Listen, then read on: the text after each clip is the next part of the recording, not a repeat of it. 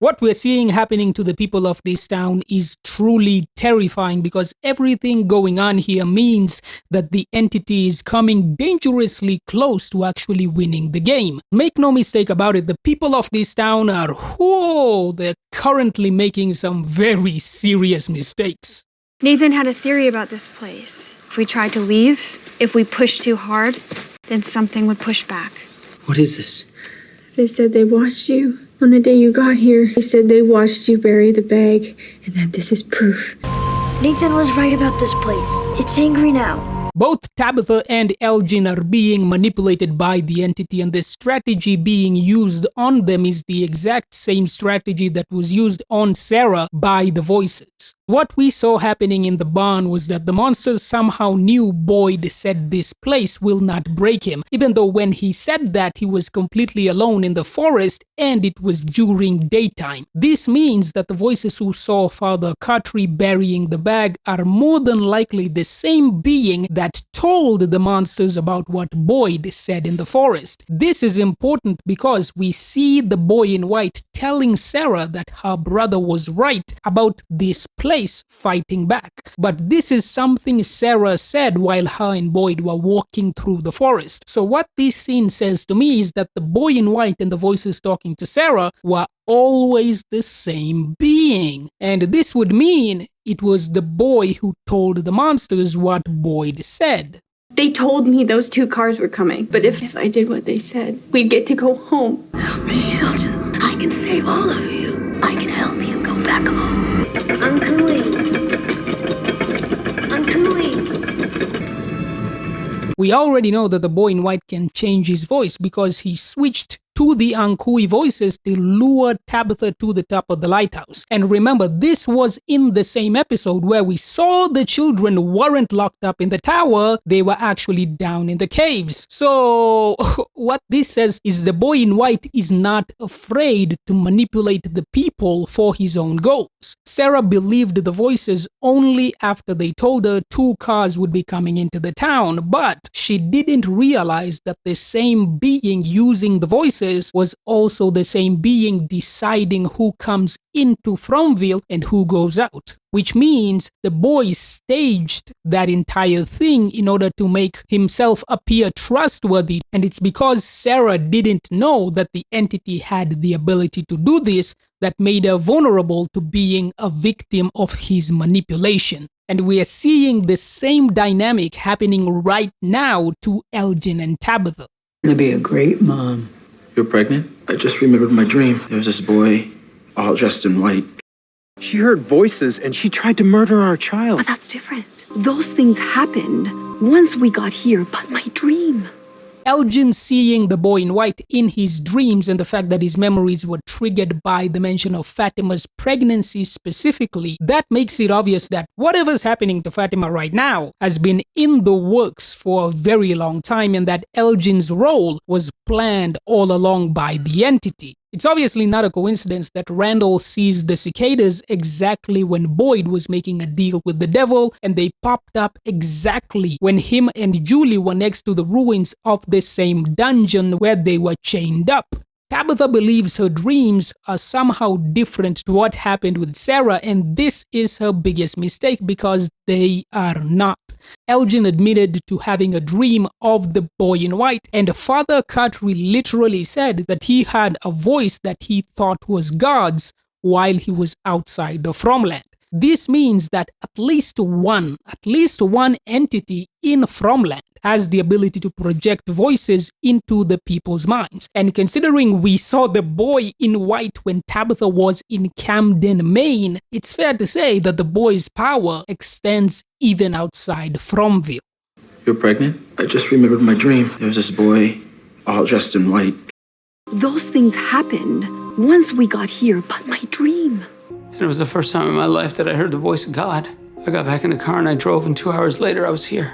What this all means is Tabitha's dreams were simply sent to her by the entity, just like what obviously happened with Elgin's dream. And Father Katri hearing a voice while outside the town obviously is not any different. This entire season is about the entity flexing his strength and showing the townspeople just how strong he really is. Every single time that anyone in the cast has ever used the faraway tree successfully, from Boyd and Sarah to Julie to Victor and even to Tabitha, the boy in white was always very close by. Meaning it was probably the boy who was controlling where the trees sent them. Which would mean Dale going into the wall wasn't an accident, it was by design. And once we saw the kimono demon promising Elgin that it will save them all, it became very obvious that it was evil because it's doing the same exact thing that the voices were doing with Sarah. And once we saw Fatima drinking blood, we knew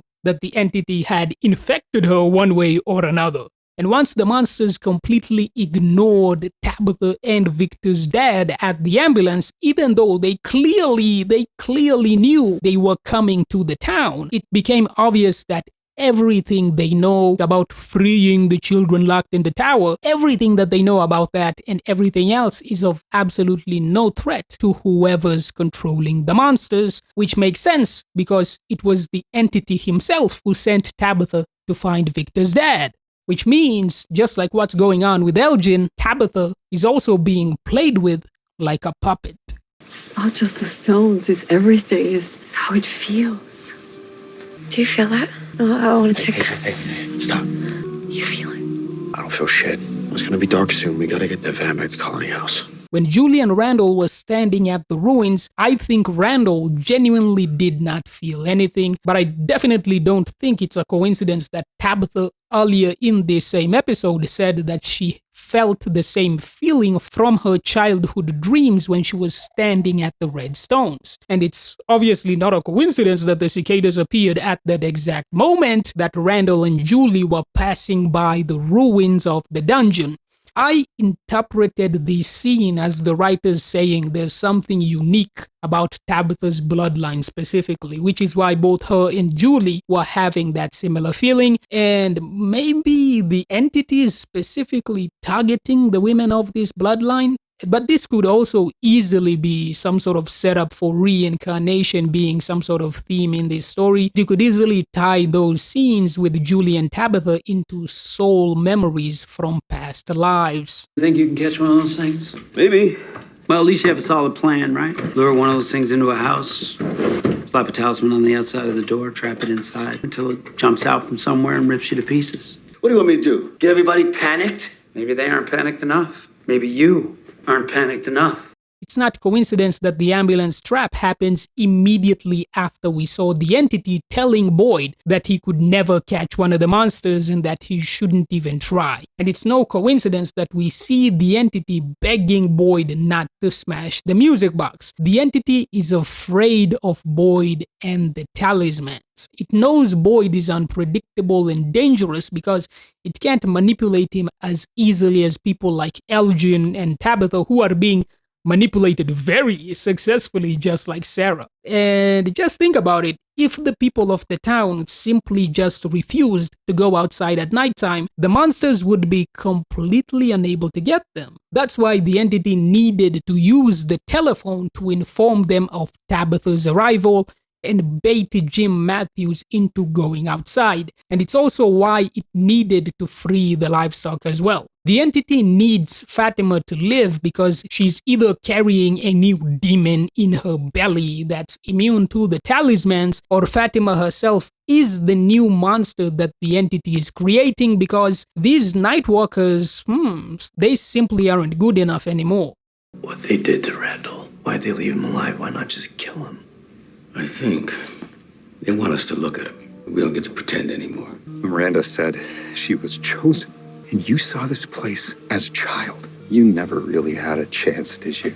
Stop calling me that. You should be watching Julie and Ethan. Daddy, are you there? What we've seen this entire season was the entity going as far as possible to prove that he was stronger than the townspeople. It's pulling out all the stops to get the people to fall in line because they've been acting way too hard-headed for a very long time. The entity allowed Tabitha to get to the lighthouse but sent Dale into the wall because he wants these people to stop looking for answers. And it's been mentioned so many times that this place is feeding on the people. The entity needs to keep them alive but wants to make them too scared to look for answers. And that's part of what's going on with Tabitha. She was never actually free, and that was made clear when they instantly dragged her back into the town immediately after she refused to play the game. In fact, Tabitha was enslaved to this place from the moment she had a dream about the town.